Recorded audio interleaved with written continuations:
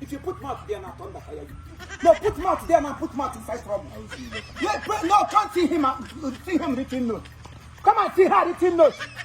Come and put mouth there and put yourself inside trouble forever. Put your mouth. No, baby girl, come. He will die for you. You will live for him. Come put your mouth for there now. Put mouth for trouble forever and ever. Idiot of no comparison. What is wrong with children of nowadays? Don't you have secret again? Must you migrimalize and me everywhere? Must you me go anywhere because you see that the environment is calm? Unga walo no garden of freedom. Ngada man if no tampuro sasiata. Uno miani ulu uno mianama. Don't you have respect for this love making? Huh? This love and don't you have uno many love for just a tutor? That is why love not the last again. I love what hate tomorrow. Because of so many meow. Somebody you met today, you don't kiss them today. Are you people okay? What is wrong with you people? No, come on, miano.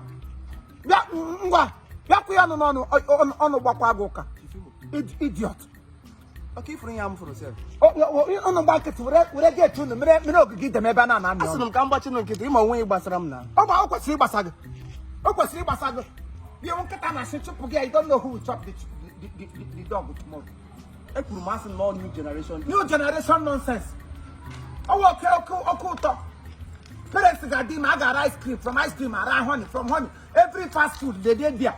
Nobody they eat natural food again, made by our natural delicacies. Too much of sugar.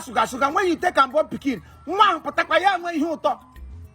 When I did man of Piambo, open and nail, only a ribbon could why would the children be sugar and honey? And I'm going on the main road. A beautiful girl like you. It's supposed to be cultured and here.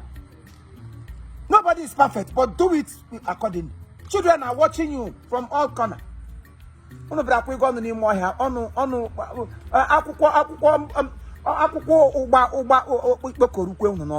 Nonsense.